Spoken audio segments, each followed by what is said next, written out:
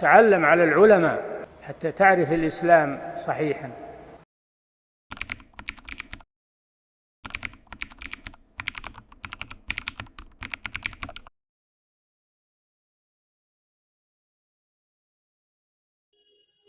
السلام علیکم ورحمۃ اللہ وبرکاتہ.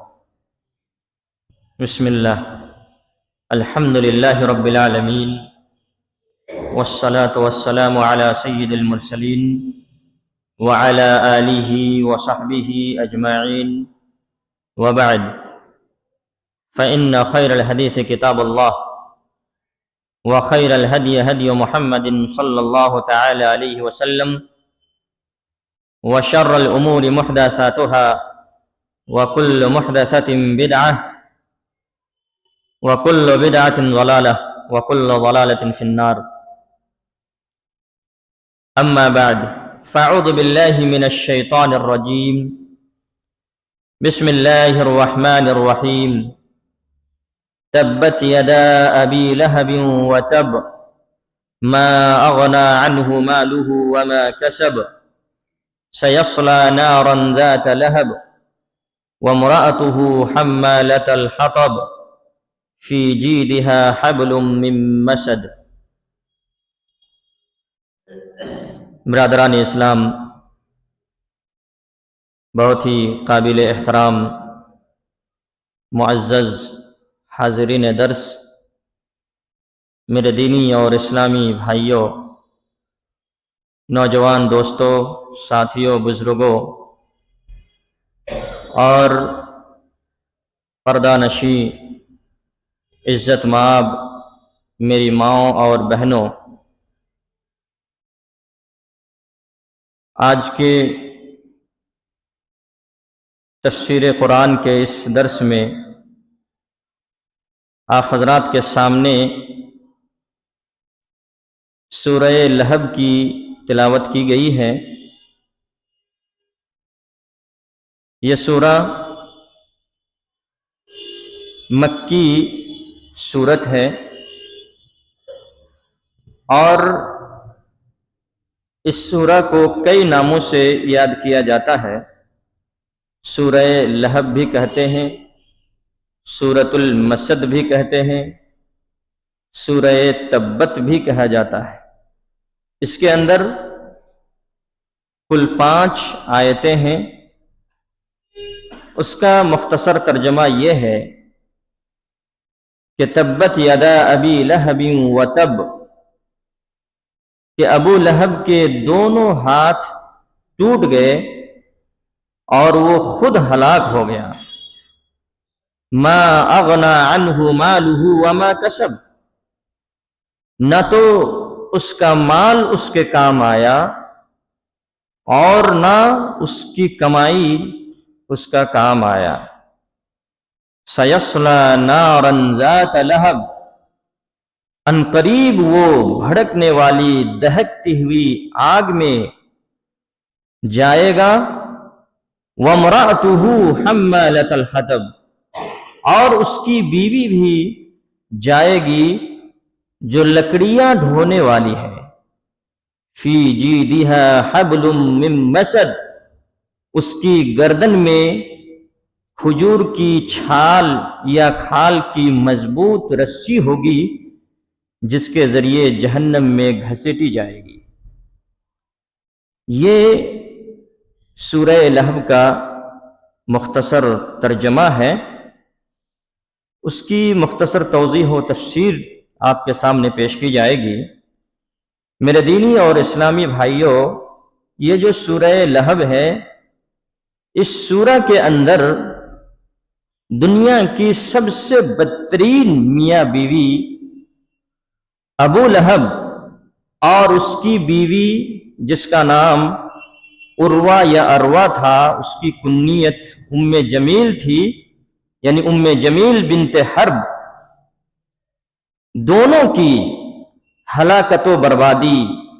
ذلت و رسوائی اور ان دونوں کے انجام بد کا تذکرہ کیا گیا ہے. ابو لہب یہ وہ بدترین اور بدبخت انسان ہے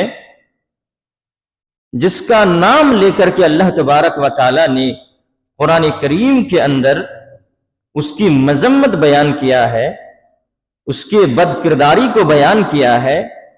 اور اس کی ہلاکت و بربادی کا اللہ تبارک و تعالی نے تذکرہ کیا ہے، دنیا میں بھی اور آخرت میں بھی۔ آپ سبوں کو معلوم ہے کہ ابو لہب یہ آپ صلی اللہ علیہ وسلم کا سب سے بڑا اور سگا چچا تھا، حقیقی چچا تھا۔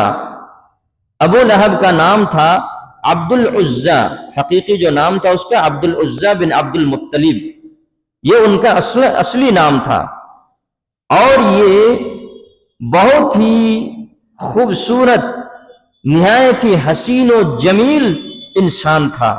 دیکھنے میں بڑا خوبصورت تھا، بہت ہی خوبصورت اور حسین و جمیل انسان تھا، اسی لیے اس کا نام اور اس کا لقب جو ہے ابو لہب پڑا۔ لہب کا معنی ہوتا ہے چمکنے والا، شعلہ کے معنی میں ہوتا ہے، تو ان کا چہرہ جو ہے چمکنے والا چہرہ تھا، خوبصورت تھا، حسین اور جمیل انسان تھا دیکھنے میں بظاہر، اسی لیے اس کو لوگ ابو لہب کے نام سے یاد کرتے تھے، چمکنے والا چہرہ۔ مفسرین لکھتے ہیں کہ ان کا چہرہ بالکل سیب جیسا چمک رہا تھا، لال چہرہ تھا ان کا۔ لیکن دیکھیے کہ کتنا بدترین اور بدقسمت انسان ہے، اتنا خوبصورت انسان جس کا ظاہری اتنا خوبصورت تھا، لیکن اس کے اندر میں بغض و حسد، غرور اور تکبر سے بھرا ہوا تھا۔ اسی لیے اللہ تبارک و تعالی نے اس کو اس دنیا کے اندر بھی ذلت اور رسوائی کی موت دی، اور آخرت میں بھی اللہ تبارک و تعالی اس کے لیے دردناک عذاب تیار کر رکھا ہے۔ چنانچہ یہ انسان پیسے اور مالداری کے اعتبار سے بھی بہت ہی ذی حیثیت انسان تھا، مالدار انسان تھا، بڑے پیسے والے انسان تھے، سردار اور رئیس قسم کا انسان تھا، لیکن طبعاً اور فطری طور پر بڑا بخیل انسان تھا، کنجوس انسان تھا۔ مال کو وہ سیت کر کے رکھتے تھے لیکن خرچ نہیں کرتے تھے۔ یہی وجہ ہے کہ آپ صلی اللہ علیہ وسلم کے والد محترم کے انتقال کے بعد آپ صلی اللہ علیہ وسلم کی پرورش و پرداخت کس نے کی؟ آپ کے دادا عبد المطلب نے کی۔ لیکن جب آپ 8 سال کے ہوئے تو آپ کے دادا بھی جب وفات پا گئے تو آپ صلی اللہ علیہ وسلم کی کفالت کس نے کی؟ آپ صلی اللہ علیہ وسلم کے سب سے چھوٹے چچا ابو طالب کی کفالت میں گئے، حالانکہ بڑا چچا موجود تھے اور یہ مالدار بھی تھے، ان کے پاس بہت تو پیسہ تھا، دولت تھی، اس کے باوجود بھی ان کی کفالت میں نہیں گئے۔ ابو طالب جو مالی اعتبار سے کچھ کمزور بھی تھے، پھر بھی آپ صلی اللہ علیہ وسلم کی پرورش و پرداخت کی ذمہ داری ان کے چھوٹے چچا نے لی۔ اب سوچ سکتے ہیں کہ یہ انسان کتنا غرور اور کتنا مغرور قسم کا انسان تھا اور متکبر انسان تھا۔ یہی وجہ ہے کہ اپنے کفر اور بدبختی کی بدولت آپ صلی اللہ علیہ وسلم کا سب سے بدترین یہ دشمن تھا، اور ہر طرح سے چچا ہونے کے باوجود بھی، رشتہ دار ہونے کے باوجود بھی آپ صلی اللہ علیہ وسلم کو ہر طرح سے ستایا، ہر طرح کی اذیت اور پریشانیوں میں مبتلا کرتے تھے۔ آپ صلی اللہ علیہ وسلم کے راہ میں ہمیشہ رکاوٹ کھڑی کرنے کی کوشش کرتے تھے، اور دنیا کی کوئی ایسی تکلیف نہیں ہوگی جو آپ صلی اللہ علیہ وسلم کو پہنچانے کی اس نے کوشش نہیں کی ہے۔ اس لیے یہ آپ صلی اللہ علیہ وسلم کا بڑا دشمن تھا، آپ سے بغض رکھتا تھا، آپ سے عداوت رکھتا تھا، آپ سے دشمنی کرتا تھا۔ آپ دعوت اللہ جہاں بھی پیش کرتے تھے یہ کوشش کرتے تھے کہ اس کی دعوت ناکام ہو جائے، رکاوٹ ڈالنے کی کوشش کرتا تھا۔ اسی لیے یہ دنیا کا سب سے بدترین انسان ہوا، اور اللہ تبارک و تعالیٰ نے اس کی دنیا اور آخرت کو تباہ کر دیا، اور دنیا کے اندر بھی بڑی شرمناک اور ذلت آمیز موت دی ہے۔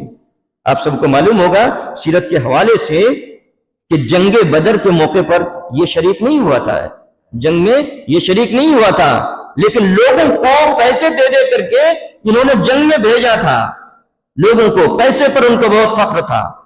چنانچہ جنگ بدر کی شکست اور ہار کی جب خبر ملی ان کو تو اسی صدمے میں وہ مر گیا، اتنا صدمہ اور اتنا غم لاحق ہوا کہ مفسرین لکھتے ہیں کہ طاعون جیسی ایک بیماری ان کو لاحق ہو گئی، اتنا صدمہ میں گیا وہ، اور اسی صدمے میں ان کی موت بھی واقع ہوئی، یہاں تک کہ طاعون جیسے ایک بیماری میں مبتلا ہونے کی وجہ سے لوگ ان کی عیادت کرنے کے لیے بھی نہیں جاتے تھے۔ جب وہ بیمار پڑے تو ان کے بچے، ان کی اولاد بھی ان سے دوری اختیار کر لی تھی، یہاں تک کہ جب ان کی موت ہوئی تو 3 دن تک اس کی لاش ایسے ہی پڑی رہی، کوئی چھویا نہیں۔ بالآخر ایک روایت کے مطابق ان کے بچوں نے دور سے ہی اس کے اوپر مٹی اور پتھر ڈال کر کے اس کو دفن کر دیا، اور دوسری روایت کے مطابق یہ ہے کہ ان کے بچوں نے نہیں کیا بلکہ کرائے میں پیسے دے کر کے دوسرے لوگوں کو لگا کر کے ان کو پھینکوا دیا اور دوسری جگہ پر جا کر کے اس کے اوپر مٹی اور پتھر ڈال کر کے اسے دفن کر دیا گیا۔ تو دنیا کے اندر بھی بڑی ذلت اور رسوائی کی موت اس کو دی گئی ہے، نبی کریم صلی اللہ علیہ وسلم سے دشمنی اور بغض اور عداوت رکھنے کی وجہ سے، اور انہوں نے کوئی فرض ادا نہیں کیا۔ ایک چچا تھا، ایٹ لیسٹ آپ اپنے چچا، اپنے بھتیجے کی دعوت کے اوپر، حضرت ابو طالب رضی اللہ تعالی، حضرت ابو طالب جو ان کے چچا تھے، جو اسلام نہیں لے کر کے آئے تھے، اسلام قبول نہیں کیا تھا، لیکن ان کی حمایت ان کی حاصل تھی۔ انہوں نے اعلان کیا تھا کہ میرے بھتیجے کے اوپر اگر کوئی بری نظر سے دیکھے گا تو اس کی خیریت بگاڑ دوں گا، میں اس کی خیریت نہیں رہے گی۔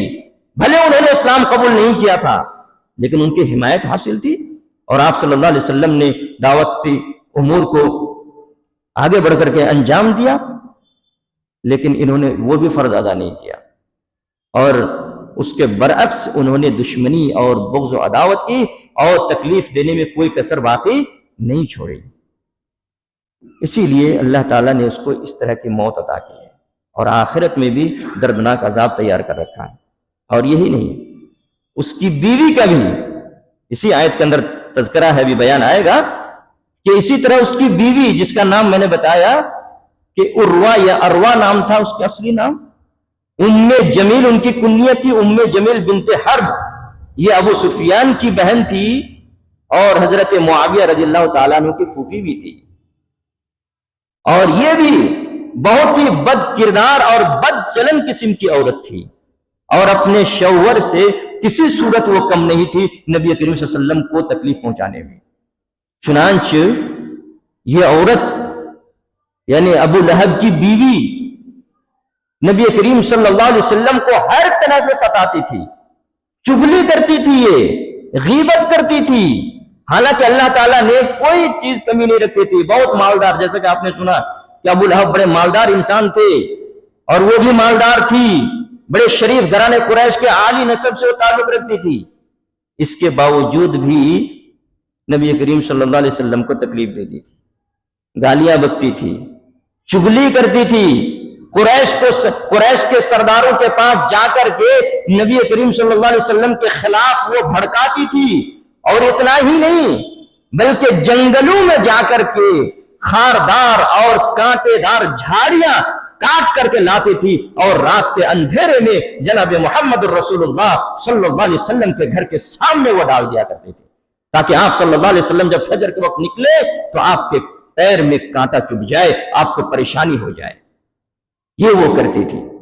اسی لیے اس کی بھی موت، جو جناب محمد رسول اللہ صلی اللہ علیہ وسلم کو ستائے گا، آپ کے ساتھ دشمنی کرے گا، میرے بھائیو، دنیا میں بھی اس کا برا انجام ہوگا اور آخرت میں بھی اس کے لیے دردناک عذاب تیار کر رکھا ہے۔ چنانچہ اس کی بیوی کی بھی موت بڑی شرمناک انداز میں ہوئی۔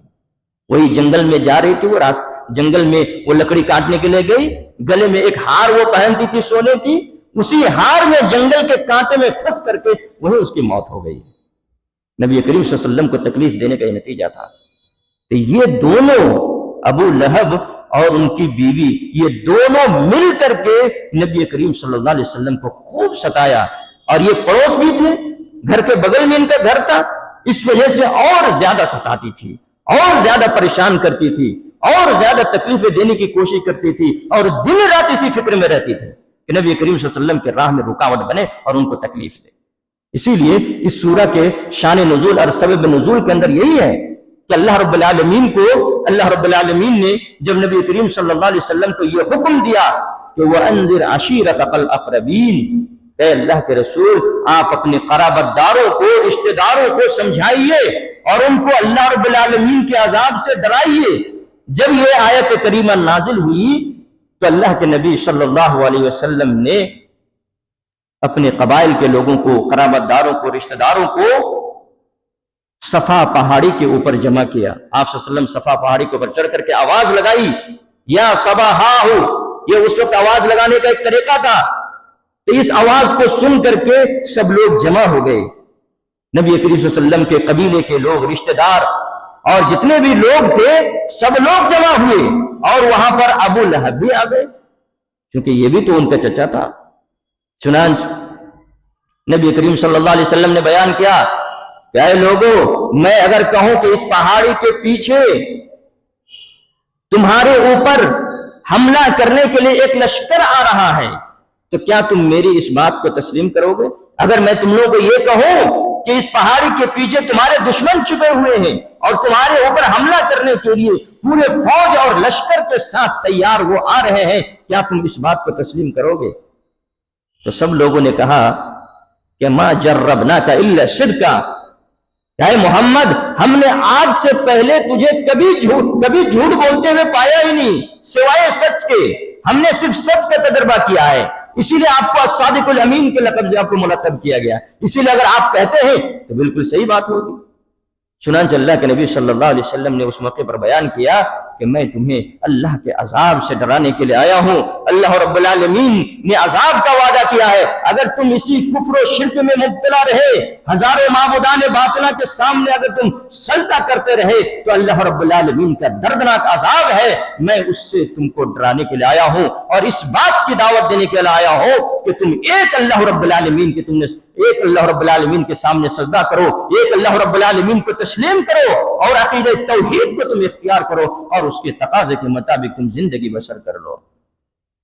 جب یہ کہا اللہ کے نبی صلی اللہ علیہ وسلم نے تو اس موقع پر ابو لہب نے کیا کہا؟ سب لوگ تو خاموش ہو گئے، انکار نہیں کر پائے، کیونکہ آپ صلی اللہ علیہ وسلم کی کسی بات کو کوئی جھوٹ کہہ سکے یہ اس وقت کسی بھی آدمی کے اندر یہ جرأت نہیں تھی، اس لیے کہ آپ صلی اللہ علیہ وسلم نے کبھی جھوٹ کہا ہی نہیں، کسی بھی بات پر جھوٹ کہا ہی نہیں، اسی لیے آپ صلی اللہ علیہ وسلم نبی ہونے سے پہلے ہی لوگوں نے کیا کہا تھا؟ الصادق الامین، کہ یہ بڑا امین انسان ہے، یہ سچا انسان ہے، کبھی جھوٹ بول ہی نہیں سکتا ہے۔ اسی لیے آپ صلی اللہ علیہ وسلم نے جب یہ بات کہی کہ میں تمہیں ایک اللہ کی دعوت دے رہا ہوں، ایک اللہ رب العالمین کی عبادت کی طرف بلا رہا ہوں، تو اس وقت کوئی یہ نہیں کہہ سکا کہ آج تم جھوٹ بول رہے ہو، آج یہ بات تم جھوٹ بول رہے ہو، جھوٹ نہیں کہہ سکا، سب خاموش رہ گئے۔ لیکن ابو لہب نے کیا کہا؟ تبن لک، تمہاری ہلاکت ہو، تمہاری بربادی ہو، تم نے اسی کام کے لیے ہم لوگوں کو جمع کیا ہے، یہی بات پیش کرنے کے لیے، اسی طرح کی بات تم گھٹیا بات پیش کرنے کے لیے تم ہم لوگوں کو جمع کیا، تمہاری ہلاکت ہو، بربادی ہو۔ اسی موقع پر یہ سورت اللہ تبارک و تعالی نے نازل کیا کہ ہلاکت محمد کی نہیں، وہ تو صحیح راستے پر ہے، سیدھے راستے پر ہے، وہ تو کامیابی کی طرف تم کو بلا رہے ہیں، ہلاکت تمہاری ہو۔ اسی لیے اللہ تبارک و تعالی نے آیت نازل کی کہ تبت یدا ابی لہب وتب، کہ ہلاکت ہو ابو لہب کے دونوں ہاتھوں کی ہلاکت ہو اور اس کی ہلاکت ہو۔ اس آیت کریمہ کے اندر آپ دیکھیں گے کہ تبت یدا کہا گیا، اصل میں یدان ہے لیکن اضافت کی وجہ سے نون گر جاتا ہے عربی زبان میں قاعدے کے مطابق کہ ابو لہب کے دونوں ہاتھ ہلاکت و برباد ہو جائے۔ تو ہاتھ اس لیے لے کر کے آیا گیا کیونکہ عربی زبان کے اندر ایک قاعدہ ہے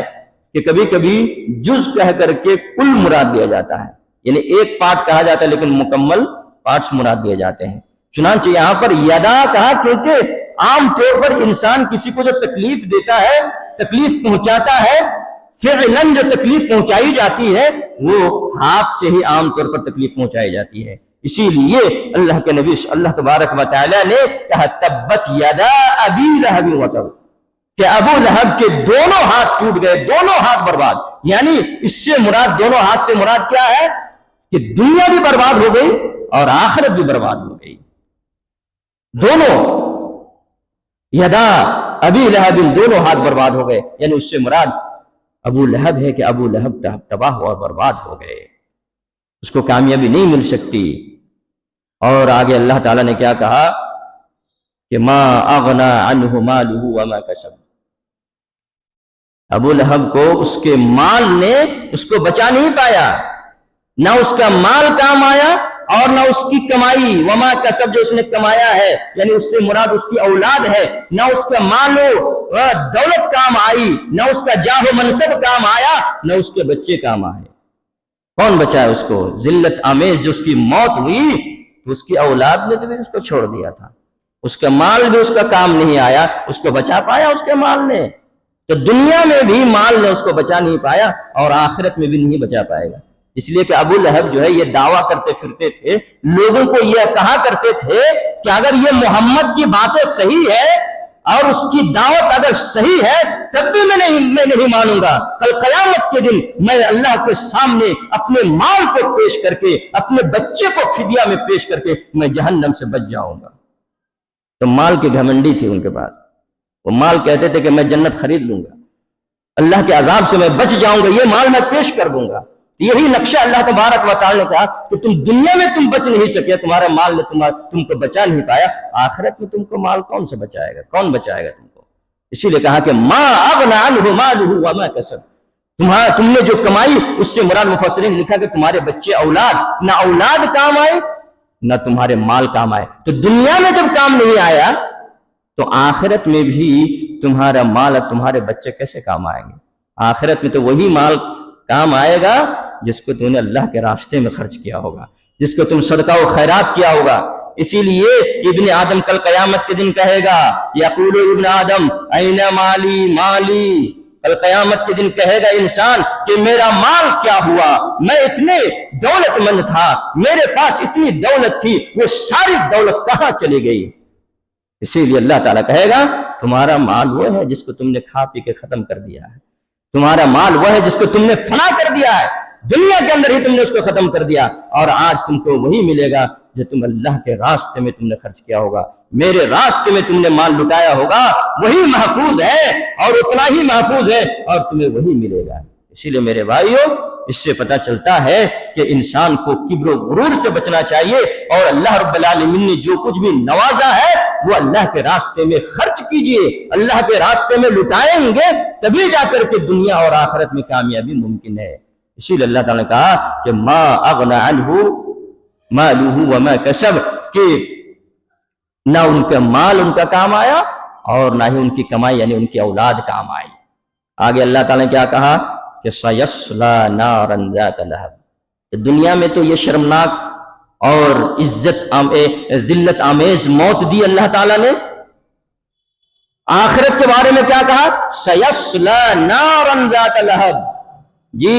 ان کا نام کیا تھا؟ ابو لہب تھا نا، ان کا چہرہ بہت چمکتا تھا، بڑا حسین اور جمیل تھا، شعلہ کی طرح چمکتا تھا، اسی لیے اللہ تعالیٰ نے کہا کہ دنیا میں تمہارا چہرہ چمکتا تھا، آؤ القیامت کے دن بھی میرے پاس تم کو ذات لہب یعنی چمکنے والی دہکتی ہوئی آگ میں تم کو ڈالا جائے گا۔ سیصلی نارا ذات لہب، چمکنے والی دہکتی ہوئی شعلے کی آگ میں اس کو ڈالا جائے گا، اس کو ڈالا جائے گا، اور کس کو ڈالا جائے گا؟ وَامْرَأَتُهُ،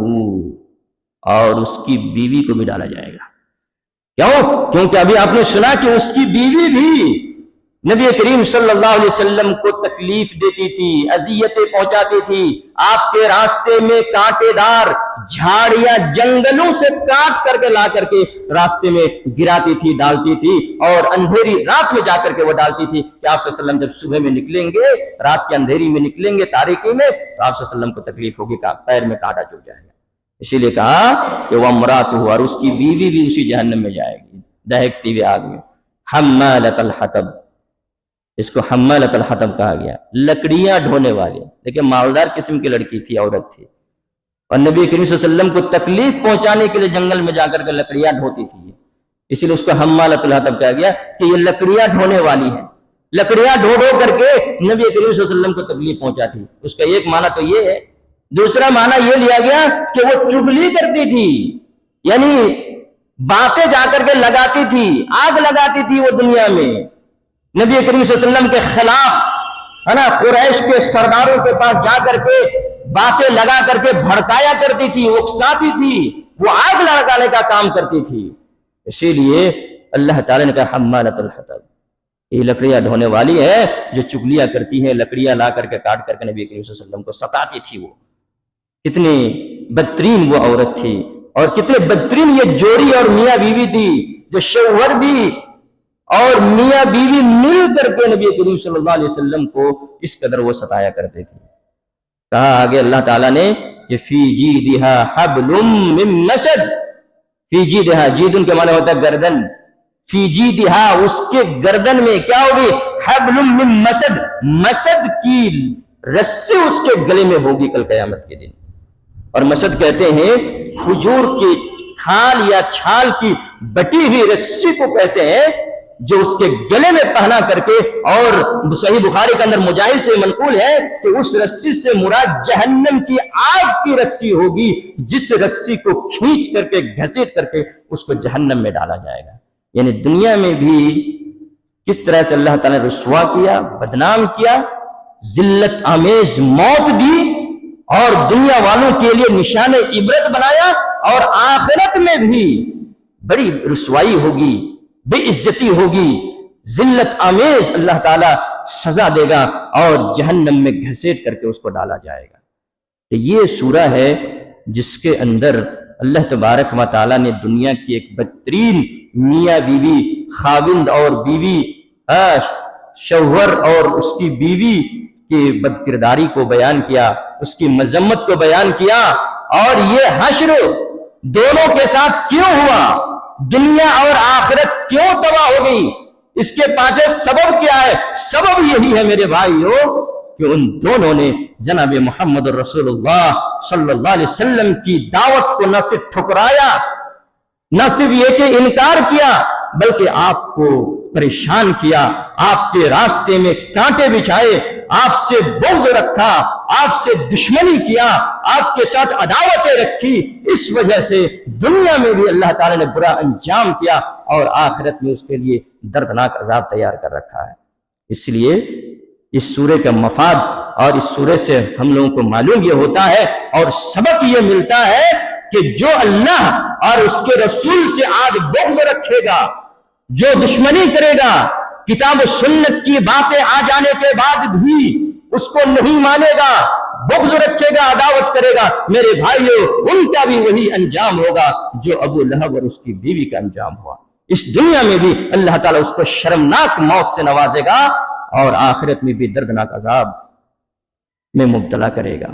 اللہ تبارک و تعالیٰ نے قرآن کریم کے اندر بیان فرمایا ہے کہ وَمَن يُشَاقِقِ الرَّسُولَ مِن بَعْدِ مَا تَبَيَّنَ لَهُ الْهُدَىٰ وَيَتَّبِعْ غَيْرَ سَبِيلِ الْمُؤْمِنِينَ نُوَلِّهِ مَا تَوَلَّىٰ وَنُصْلِهِ جَهَنَّمَ وَسَاءَتْ مَصِيرًا، کہ ہدایت کے آ جانے کے بعد جو اللہ کے رسول صلی اللہ علیہ وسلم سے جھگڑا کرے گا، لڑائی کرے گا، دشمنی کرے گا، وَيَتَّبِعْ غَيْرَ سَبِيلِ الْمُؤْمِنِينَ، اور مسلمانوں کے راستے کے علاوہ کسی اور راستے میں جائے گا، تو اللہ تعالیٰ نے کیا کہا، نُوَلِّهِ مَا تَوَلَّىٰ، وہ جدھر جائے گا ہم اس کو چھوڑ دیں گے، اس کی رسی کو ہم ڈھیل کر دیں گے، لیکن وَنُصْلِهِ جَهَنَّمَ وَسَاءَتْ مَصِيرًا، لیکن کل قیامت کے دن جب میرے سامنے آئے گا تو ہم اس کو جہنم میں ڈال دیں گے، اور یہ بہت ہی برا ٹھکانہ ہوگا۔ اسی لیے اس سورے سے پتہ چل رہا ہے کہ اللہ اور اس کے رسول سے بغض اور عداوت نہیں، بلکہ کامیابی کے لیے، دنیا میں کامیابی اور کامرانی حاصل کرنے کے لیے، اور آخرت میں بھی کامیابی حاصل کرنے کے لیے یہ ضروری ہے کہ انسان جناب محمد رسول اللہ صلی اللہ علیہ وسلم کے اوپر ایمان لائے، اور آپ سے بے پناہ محبت کرے، آپ کی حمایت کرے، آپ کا دفاع کرے، نہ یہ کہ آپ کے راستے میں کانٹے بچھائے اور آپ کی دعوت کی راہ میں حائل اور رکاوٹ بننے کی کوشش کرے۔ اللہ اور اس کے رسول کی اطاعت و فرما برداری ضروری ہے۔ جو اللہ اور اس کے رسول کی اطاعت و فرما برداری نہیں کرے گا، ان کا بھی اسی طرح کا حشر ہوگا۔ اسی لیے اللہ کے نبی جناب محمد رسول اللہ صلی اللہ علیہ وسلم نے بیان فرمایا کہ کل امتی يدخلون الجنہ الا من ابى، قیل من ابى یا رسول اللہ، قال من اطاعنی دخل الجنہ ومن عصانی فقد ابى۔ صحیح بخاری کی روایت ہے کہ اللہ کے نبی صلی اللہ علیہ وسلم نے بیان فرمایا کہ میری امت کے سارے لوگ جنت میں داخل ہوں گے، مگر یہ کہ وہ شخص جو جنت میں جانے سے انکار کر دے۔ پوچھا کہ اللہ کے رسول جنت میں جانے سے بھلا کون انکار کرے گا؟ اللہ کے نبی نے فرمایا من اطاعنی، جو میری اطاعت و فرما برداری کرے گا، میری اتباع اور پیروی کرے گا، دخل الجنہ، وہی جنت میں داخل ہوگا۔ ومن عصانی، اور جو میری نافرمانی کرے گا، مجھ سے دشمنی کرے گا، میرے راستے کو چھوڑ کر کے کسی اور راستے کو اختیار کرے گا، فقد ابا، وہی تو جنت میں جانے سے انکار کیا۔ اسی لیے اس سورے سے ہمیں یہ سبق ملتا ہے کہ ہم سب کا یہ مشن ہونا چاہیے، ہمارا یہ مقصد حیات ہونا چاہیے کہ ہم اللہ اور اس کے رسول کے بتائے ہوئے طریقے کو اپنائیں گے، اللہ اور اس کے رسول کے راستے پر چلنے کی کوشش کریں گے۔ اور اسی طریقے سے ایک سبق ہمیں یہ بھی ملتا ہے کہ دنیا میں جو بھی مال و دولت ہے، اولاد ہے، یہ کام نہیں آنے والی ہے، یہ آخرت میں کام نہیں آنے والی ہے۔ آپ صلی اللہ علیہ وسلم نے خود حضرت فاطمہ کو اور دوسرے اور بھی قرابت داروں کے سامنے آپ نے بیان کیا کہ اے لوگو، تم جہنم سے اپنے آپ کو بچا لو، ورنہ کل قیامت کے دن میں کسی کا کچھ کام نہیں آؤں گا۔ یہاں تک کہ حضرت فاطمہ رضی اللہ تعالی عنہ سے بھی آپ نے یہی فرمایا کہ اے فاطمہ، تم یہ مت سمجھنا کہ میرے ابا سید المرسلین ہے، امام الانبیاء ہے، تو میں تمہارا کام آ جاؤں گا، ایسا ہرگز نہیں ہوگا۔ تم خود اپنے آپ کو جہنم کی آگ سے بچاؤ، نیک عمل کر کے، ایمان لا کر کے تم اپنے آپ کو بچا لو، میں بھی تمہارا کام نہیں آؤں گا۔ میں تمہارا باپ ہوں، لیکن دنیا میں تمہارا باپ ہوں۔ تم دنیا میں کچھ مانگو گے تو ہم تمہیں دے سکتے ہیں، لیکن آخرت میں نہیں دے سکتے۔ اس سے یہ سبق اور یہ درس مل رہا ہے کہ یہ جو مال و دولت ہے اور یہ جو اولاد ہے، بچے ہیں، یہ نعمت ضرور ہے، لیکن آخرت کی کامیابی کے لیے کافی نہیں ہے۔ مال وہی ہے، وہی کام دے گا آپ کو جو اللہ کے راستے میں خرچ کریں گے، اللہ کے راستے میں آپ صدقہ و خیرات کریں گے، اللہ کے راستے میں جو مال لٹائیں گے، وہی مال آپ کا محفوظ رہے گا اور اسی کا آپ کو بدلہ ملے گا۔ اسی لیے اس غرور میں اور اس تکبر میں ہم نہ رہے کہ ہمارے پاس مال ہے تو ہم کامیاب ہو جائیں گے۔ کب کس کی موت آ جائے گی، سارا مال آپ کا یہیں پر آ جائے گا۔ آپ کے بچے صدقہ کریں گے نہیں کریں گے، اس کی کوئی گارنٹی نہیں ہے۔ اسی لیے میرے بھائیو، رہتی دنیا میں جب تک آپ حیات سے ہیں، اگر اللہ تبارک و تعالی نے مال سے نوازا ہے، نہیں بھی نوازا، جو کچھ بھی نوازا ہے، اس میں سے آپ اللہ کے راستے میں خرچ کرتے رہیں۔ اور مسلمانوں کو تکلیف دینا بھی حرام ہے۔ اس سورہ سے ہمیں ایک سبق ملتا ہے کہ جو اہل ایمان کو، مسلمانوں کو تکلیف پہنچائے گا، ان کے ساتھ لڑائی کرے گا، ان کے ساتھ جنگ کرے گا، ان کے ساتھ دشمنی کرے گا، اللہ رب العالمین ایسے لوگوں کا برا انجام کرے گا۔ دنیا میں بھی ذلت اور رسوا کرے گا اور آخرت میں بھی بھیانک انجام سے دوچار ہونا پڑے گا۔ اس طرح کے دروس ہمیں مل رہے ہیں۔ اخیر میں اللہ رب العالمین سے دعا کرتے ہیں کہ اللہ تعالی ہم سب کو اللہ اور اس کے رسول سے بے پناہ محبت کرنے کی توفیق عطا فرمائے، آپ صلی اللہ علیہ وسلم کی سنتوں کے مطابق عمل کرنے کی توفیق عطا فرمائے، آپ کے دین کے دفاع اور حمایت کرنے کی توفیق عطا فرمائے، اور جتنے بھی لوگ گمراہ ہیں، ضلالت و گمراہی کے گڈھے میں گرے ہوئے، اللہ تعالیٰ سب کو ہدایت نصیب فرما۔ ہم سب کو اللہ تبارک و تعالیٰ دین حق کے اوپر عمل کرنے کی توفیق عطا فرمائے۔ آمین۔ وصلی اللہ علی نبینا محمد وعلی آلہ وصحبہ وسلم تسلیما کثیرا کثیرا۔ والسلام علیکم ورحمۃ اللہ وبرکاتہ۔